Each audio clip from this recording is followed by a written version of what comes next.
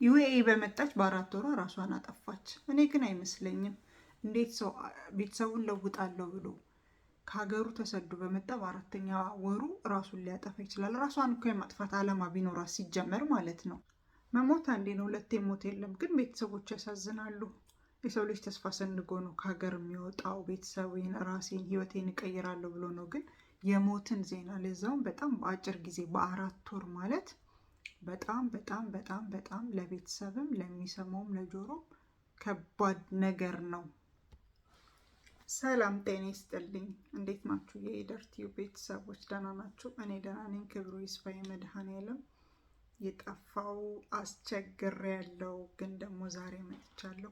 የእውነት ለምን እንደሆነ አላውቅም። እኔ በቃ ዩቲዩብ ቪዲዮ መስራት አስብና ወዲያው ደግሞ የተለያዩ የእንቅልፍ ማዕቶች ይመጡና ይጫኑብኛል። በነገራችን ላይ ፀጉር ያደገ። እንዴት ናችሁ? ደህና ናችሁ? እኔ ደህና ነኝ እግዚአብሔር ይመስገን።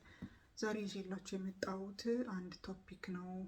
እንግዲህ የአረብ ሀገር የስደት ህይወት ቪዲዮ እየቀረጽኩ ባትሪ ላላለም ስልኬ ሰክተን መተናል። አንቺን ብሎ ዩቲዩበር መጀመሪያ ስልክሽን ፉል አድርገሽ አትመጭም፣ ማስተካከልሽ አትመጭም ብላችሁ የተሞጣሞጣችሁ ሰዎች እረፉ። አላየሁትም ስልኩ መለቆል ጆሮ ምን እናንተ በርበሬ መሰለው። አውዝቢላ የሚሸጠረዩ በርበሬ ብቻውን ቀልጧል። እንደዚህ የሚሆነው እንትን ስል ነው። ምን ስል መሰላችሁ? እኔ እንጃ አላውቅም ምን ስል እንደሆነ። ለማንኛውም የመጣሁበትን ቶፒክ ስነግራችሁ አንዲት ረዲት ተፈራ የምትባል ልጅ ኢማራት ወይም ዩኤኢ በመጣች በ4ኛ ወሯ መዳም ቤት እራሷን አጥፍታ ተገኘች። ምን ሆና እንደሆነ አልታወቀም።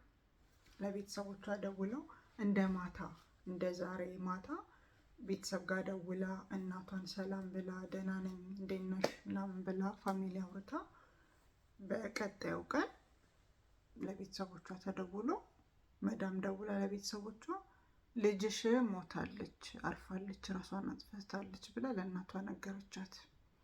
እኔ በጣም ነው የገረመኝ።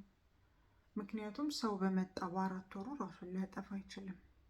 አንደኛ ነገር ልጅቷ የክፍለ ሀገር ልጅ አይደለችም፣ የአዲስ አበባ ልጅ ናት። ኮልፌ ተወልዳ ያደገች ልጅ ናት። አይሚን በጣም አስቸጋሪ ሁኔታ ውስጥ እንኳን ብትሆን የሆነ መፍትሄ አምጥታ ወይ ፖሊስ ጋር ሄዳ ወይ ጠፍታ አሉ የሚባሉትን በሙሉ ኦፕሽኖች ተጠቅማ ራሷን ፕሮቴክት ማድረግ የሚያቅታት አይነት ሰው አይደለችም። ንቅት ያለች ልጅ ናት። እንዴት ራሷን ልታጠፋ ቻለች የሚለው ጥያቄ ይፈጥራል። ምክንያቱም አንድ ሰው ከሀገሩ ሲወጣ ቤተሰቤን፣ ራሴን፣ ምናልባትም የሩቅ ዘመዶቿን፣ ምናልባትም ወንድሞቿን በጣም ብዙ ተስፋ ነው ተሸክማ የምትወጣው።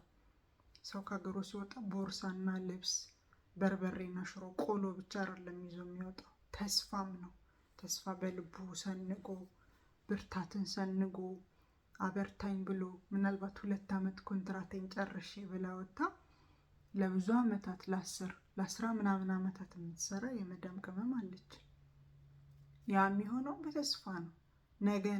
ነገን በማሰብ ነው እንጂ ዛሬ ደስ የሚል ነገር ኖሮ አይደለም። እና እች ልጅ ስንት ነገር ነገዋን ሰንጋ የወጣች ልጅ ምን እንደሆነ እንኳን ባልታወቀ ነገር ራሷን አጠፋች ሲባል ለዛውም በጣም በአጭር ጊዜ በ4 ወር። እኔ የሚገርማችሁ ነገር ጆርደን ላይ የሆነ ሰዓት ላይ ተመሳሳይ ኬዝ ገጥሞኛል። ልጅቷ በመጣች በ3 ወሯ ራሷን አጠፋች ተባለች። ልጅቷ በጣም ያንግ ናት። የሀያዎቹ መጀመሪያ ውስጥ ያለች ልጅ ናት። 10ዎች ውስጥ አይደለችም። 21 ውስጥ ምናምን ያለች ልጅ ናት። የሆነ ሰዓት ላይ በጣም ትናንሽ ልጆች ይመጡ ነበር ጆርደን ላይ 10ዎች ውስጥ 20ዎች ውስጥ ያሉ ልጆች፣ ምንም የስደት እውቀት የላይፍ ኤክስፒሪየንስ የሌላቸው እና በወቅቱ ልጅቷ ቆንጽላ ምናምን ደውላ ታውቃላችሁ፣ ጆርደን ኤምባሲ የለም፣ ኢትዮጵያን ኤምባሲ የለም፣ ቆንጽላ ነው። እሱንም በቅርብ ነው የጀመሩት።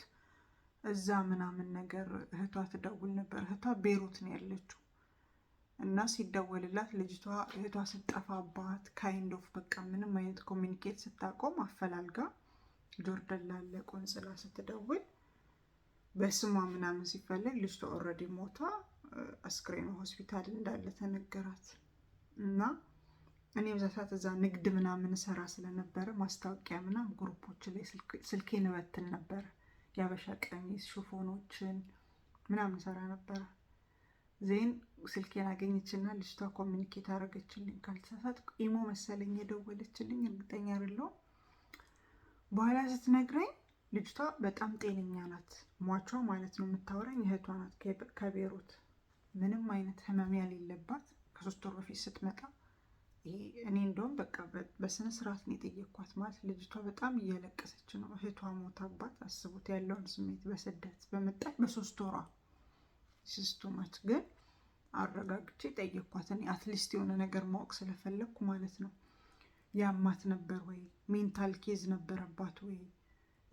የመንፈስ ጭንቀት ነገር ነበረባት ወይ ስላት፣ በፍጹም እህቴ ምንም ክሊር፣ በቃ ንጹህ፣ በስነ ልቦና ንጹህ፣ አእምሮዋ ትክክለኛ፣ ሰውነቷ ትክክለኛ ንጹህ ልጅ ነው። አረብ ሀገር የመጣችው ምንም ያልሆነች የሀያዎቹ መጀመሪያ ላይ ያለች እንደዛ ከሆነ በመጣች በ3 ወሯ እንዴት ልትሞት ቻለች? በመጣች በ3 ወሯ እንዴት ልትሞት ቻለች ምናምን ብዬ አልኳት እህትየዋን። ምንም የማውቀው ነገር የለም። ትደውልልኝ ነበረ፣ ስራም እንደለመደች፣ አሰሪዎቿም ጥሩ እንደሆኑ፣ ግን አልፎ አልፎ ሴትዮዋ አጉል ነገር፣ ይሄ ባዕድ አምልኮ ምናምን ነገር እንትን ትላለች። የመጣች አንዳንድ ልብሶችን ትሰጠኛለች ምናምን ትለኝ ነበር አለችኝ እህቷ። ከዛ በቃ ኮንትራክሽን ጨርሽና ወይ ወደ ሀገር ትገቢያለሽ ወይ እኔ ወዳለው ቦታ መጣሻለሁ ምናምን እያልኳት እያጽናናዋት ደህና እየለመደች እየሰራች ነበር። እና በ3ኛው ወሯ ሞቷን ተረዳሁኝ። ይህንንም ጉዳዩንም ይዞ በደንብ ኢንቨስቲጌት ያደረገ፣ እንዴት ሞተች፣ ማገደላት፣ እንዴት ሆነች ብሎም የጠየቀ የለም፣ ኤምባሲ የለም ብላ ያለቀሰች ነገረችኝ። እና ከዚህ በፊት የሰማሁት ኬዝም የእሷ ልጅ ነገር እስከዛሬ ያሳዝነኛል በጣም ነበር። በቃ እንጀቴን የበላኝ ጉዳዩ ማለት ነው። አሁን ተመሳሳይ ነገር ደግሞ እዚህ ኢማራት ላይ ድጋሚ ልጅቷ በመጣች ለስራ በ4ኛ ወሯ መዳም ቤት ሞታ ተገኘች። እና እኔ ራሷን አጥፍታለች ብዬ አላስብም። እናንተ የምታስባላችሁ? ሰው በመጣ በ4ኛ ወር ራሱን ያጠፋል ብላችሁ ታስባላችሁ? ሊሰራ መጥቶ ስንት ነገር፣ ስፔሻሊ ደግሞ አረብ ሀገር ያላችሁ ሴቶች ትረዳላችሁ። ሰው ሊሰራ መጥቶ የፈለገ እንኳን ችግር ላይ ቢኖር ወይ ረናዌ ሆኖ ጠፍቶ ወይ የመጣበት ቢሮ ኦፊስ ተመልሶ አሊያም ደግሞ ሀገር መግባት እኮ አለ። ምን ነው ሀገራችን ችግር ቢሆንም አሁን ላይ ያለው ከረንት ሲቹዌሽኑ ጥሩ ባይሆንም ግን መሞት ግን አስፈላጊ አይደለም እንዴ? ምን ነው ለምን ይሞታል? ህይወት እኮ ብዙ አማራጭ አላት። ዛሬ ባይደላ ነገ አይደላም ማለት አይደለም። ዛሬ ብንራብ ነገ እንራባለን ማለት አይደለም። አንድ ቀንም ማምሻም እድሜ ነው የሚባል ተረት አለ። አትሞትም በፍጹም። እና ሲመስለኝ ዜር ሳምቲንግ ሮንግ፣ የሆነ የተፈጠረ ነገር አለ። እንግዲህ አላቅም። እዚህ ኢማራት ላይ ኤምባሲዎች፣ ሀበሻ ኮሚኒቲዎች የልጅቷን ነገር አስክሬን እስካሁን አልተላከም። ቤተሰብ እየጠበቀ ነው። ኦልሞስት 5ኛ ቀን ሆኗታል ልጅቷ ካረፈች።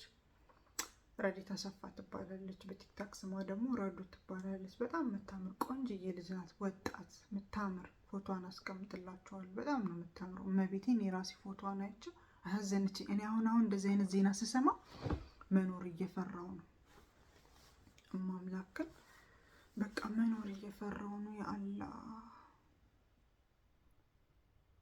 ወየው ምን መጣብን?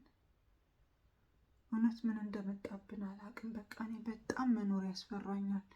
ይህ በቃ እንደዚህ ወጣቶች የሚሰሩ ሰዎች፣ ምንም ያልሆኑ ሰዎች ሞቱ ሲባል ልቤ ለሁለት ክፍል ነው የሚለው። ወይኔ አምላክ ቤት ማሪ መነሳ እድሜ ስጭኝ። እውነት እኔ ሁሌ የምለው እንደው ኃጢአቴ ከፀጉሬ ብዛት በልጧል። ግን የነሳ እድሜ ይስጠን። መሞት እኮ ያለ ነው። ግን አሟሟታችንን ያሳምርልን። አሟሟታችንን ያሳምርልን። እንደወጣን አያስቀረን። አብሶ ደግሞ ሰው ስደት ላይ አይሞት። በአረብ ቤት በአረብ ሀገር አይግደለን። እውነቴን ነው የምላችሁ። 2 ሞት ነው። 2 ሞት። ሰው በሀገሩ እምነቱን ኦርቶዶክስ የሆነ ሮብና አርብን ጾሞ ቄዳር ተጠምቆ መብላት የሌለበትን ሳይበላ ሃይማኖቱን አውቆ ቢቸገርም ቢራብም ቢጣማም እናት ኦርቶዶክስ የምታዘውን አርጎ ብቻ ንስሐ ገብቶ መሞት እሱ ትልቅ ሞት ነው። እሱ ማዕረግ ነው። እሱ ምርቃት በሉት፣ ዲግሪ ማስትሬት በሉት አሁን ላይ ማለት ነው። እንደዚህ እንደወጣችሁ ደግሞ በቃ መብላት የሌለብንን በልተን ንስሐውንም ምኑንም ሮቡንም አርቡንም አግበስብሰን ለዛውም በሰው ቤት በተቀጠርንበት ቤት አስክሬን መውጣት ማለት በቃ ይሄ ሁለተኛ ሞት ነው። ይሄንን ነው መፍራት። እኔ ይሄንን ነው ሁለተኛ ሞት ብዬ የምለው ማለት ነው።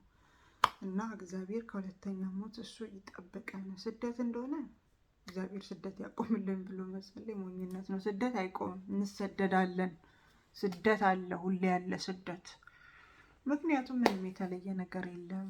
ሀገር ሲለወጥ ሰላም ሲኖር ስደት የሚቆመው ሰው ባለው ነገር የሚሰራው። አሁን እኮ ሳንቲም እንኳን ቢኖራችሁ ኢትዮጵያ ላይ ምን እንደምትሰሩ ግራ ግብት ነው። ሰማይ መዋጠጥ ምድር መዋጨር ነው የሚሆንባችሁ። ምክንያቱም ብሩ ምንም ነው ማያደርገው። አንደኛ ነገር፣ ሁለተኛ ነገር ዛሬ ሰራን ብላችሁ በስንተኛው ግን ብስልም ይላል። የት እንደሚገባ ማን እንደሚሰርቃችሁ አታውቁ። እና አስቸጋሪ ነው ብቻ በእውነት የምንሰማውን ነገር። እግዚአብሔር ጥሩ ጥሩ ነገር ያሰማን። ጥሩ ነገር መስማት ከጀመርን ከተረሳን ቆየን። አብሶ ደግሞ ይሄ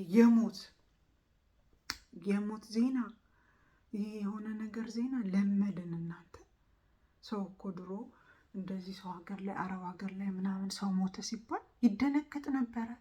እማምላክ እንደዚህ ቤይሩት የሆነች ልጅ ሞተች፣ እንደዚህ ዱባይ የሆነች ልጅ ሞተች፣ እንደዚህ የሆነበት ሞተች ሲባል በቃ ሰው ድብን ነበር የሚለው።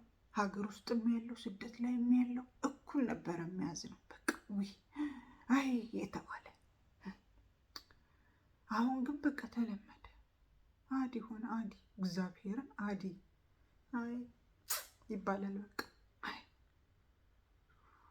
ኦ አምላክ የሰው ሀገር አታጥፋኝ፣ አትግደለኝ። እና ማይከፈልበትን ሰብስክራይብ አድርጉ። ዩቲዩብ ከተመቻችሁ፣ ቪዲዮ ከተመቻችሁ ላይክ አድርጉኝ፣ ኮሜንት ስጡኝ፣ ሼር አድርጉልኝ። ፕሊዝ ፕሊዝ፣ ወዳችኋለሁ። በሌላ ቪዲዮ እስክንገናኝ እግዚአብሔር ቸር ወሬ መልካም ነገር ያሰማን። በያላችሁበት መድኃኔዓለም ይጠብቃችሁ። ባይ